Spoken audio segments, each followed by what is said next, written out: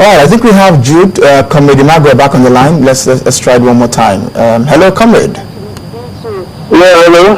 Hello, good afternoon. Good to have you on the show, Jude. Good afternoon. Good afternoon. Welcome to Rubbing Minds Live on Channels. It's good to have you on the show. Yeah, God bless you. Yeah. So I'm just going to ask you quickly. There are certain young people that will be picked. I'm sure you've been following the show since we started. There's an allocation for a number of young people to attend the conference. And the question I'd like to ask you first is, what is the criteria for the selection of these young people, as we're trying to ascertain that it will indeed be a representation of young people? All right. Okay. Clearly, the publications made it very clear that you will be needing 6 from National Association of Nigerian Students got across the 6 geopolitical zones. But unfortunately, the case of National Association of Nigerian Students, we do not have the 6 geopolitical zones being represented by our Constitution of NANS. NANS is shared into 4 zones. We have Zone A, Zone B, Zone C, and Zone D. The Zone D is predominantly the southwest. The Zone B is the south-south and the southeast that comprises 11 states. The Zone C basically is the north-central, while the Zone A is the core north. But for the purpose of having a very equitable representation, the leadership of NANS has equally followed the 6 geopolitical zones to see how elections and nominations will come from each of these zones.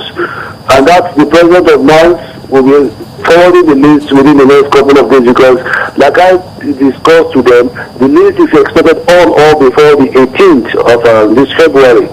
Then on the case of the National Youth Council of Nigeria, 6 slots were equally given, and the nomination was clearly stated that it has to be through the stakeholders.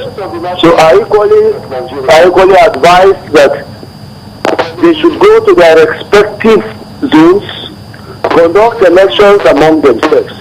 It should not be reduced to a selected group, because it is said National Youth Council of Nigeria, which means every youth organization that is affiliated to the National Youth Council of Nigeria have a right to contest, to be nominated, to win, and to represent their zone. But all these nominations should equally be followed by signatories of those that participated in each of the zones, and a video clip to show that a transparent process brought who is going to represent them. Now we have the other set, which is the specialized youths, role models, and the rest. Now that is equally going to be carried out, and when these 6 are brought, that means we are going to be having 18 young people representing the youth constituency. Although our population is so huge that 18 will not give us our desired expectation, because in the pre-confab we convoked in my office at the SGF conference hall in my office last month. We stated that we were expecting and hoping that we have 30. Comrade, can you hear me? Yeah, I can hear you. In the pre-meeting, did we have representation of young leaders in the pre-meeting for the conference? Yeah, everybody, it was open for all to participate. Oh, so it was by choice for people to just come and participate? Yeah, the invitation was open to all. There was no restriction of who was going to participate or who was going to be excused from it. Okay, and now that we only have 18, is there a way forward to get more representation, following what you were saying, since we're 65%?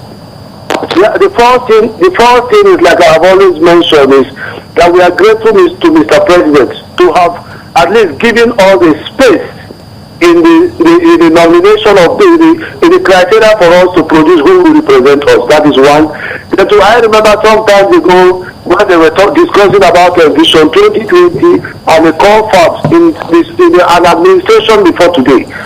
It was only 2 slots that were given to youth, but this time we have 18. My own concern is not about the number of slots that have been given to us. It's the quality of representation we are going to have there. And I have all time maintained that in as much as we have given the leaderships of NANS and the youth organization to select people that will represent us, they must equally take into recognition that the people they will be selecting to represent the Nigerian youth will not be people that will go there and sleep. Okay, comrade. Will not be people that have one interest or the other going to satisfy them. It should be a representation that the older generation that will be seated there will be marveled at their deposition.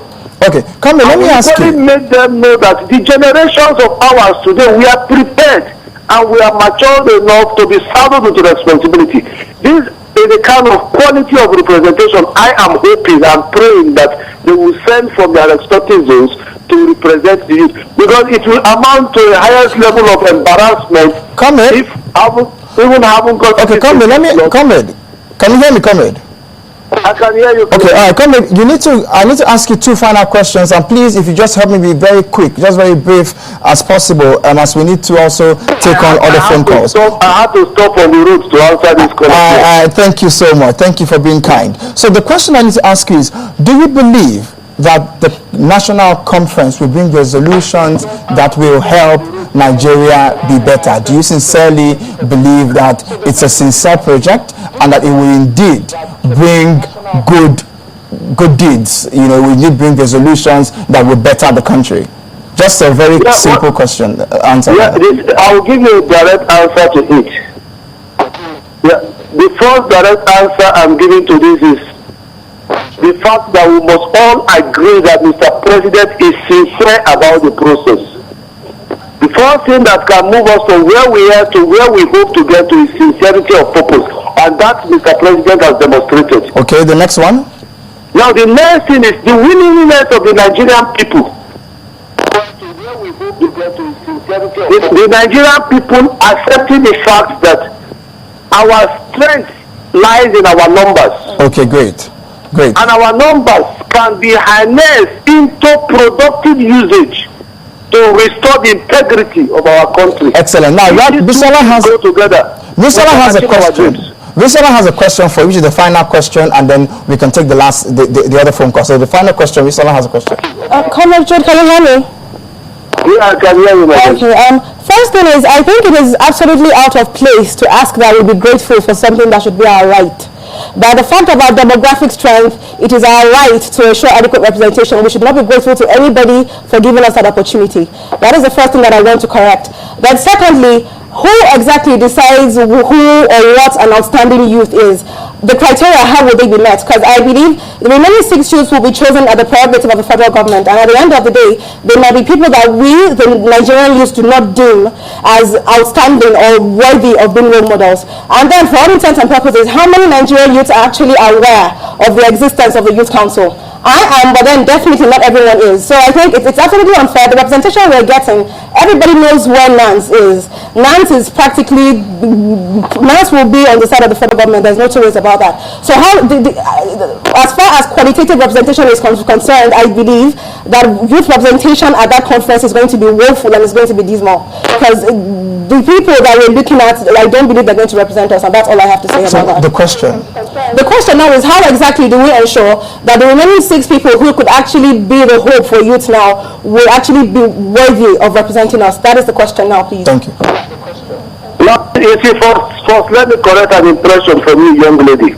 Young lady. The truth remains that in as much as you are entitled to your opinion do not represent the opinion and the thought of the Nigerian people. Neither does yours, I'm sorry. Now it will amount to insincerity to you as a young person to say that a fellow young person that may represent you will not represent you well. That is because we have young people that are not qualified. That is a fact. I was very quiet while you were talking, so please hold on. Oh, sorry. It equally means that you are having a disagreement amongst the belief on us as young people. When I say us, I do not know who is going to represent us. But I believe so strongly that whosoever that should represent us should be encouraged by us, the Nigerian young people. Now, that we may not be among those that will be representing us, that does not mean we cannot contribute to the fellow that will be representing us there. That is one. Then two, you made mention about being grateful to the president for the nomination that has been given to us. I made both to state that how many times have we had conferences?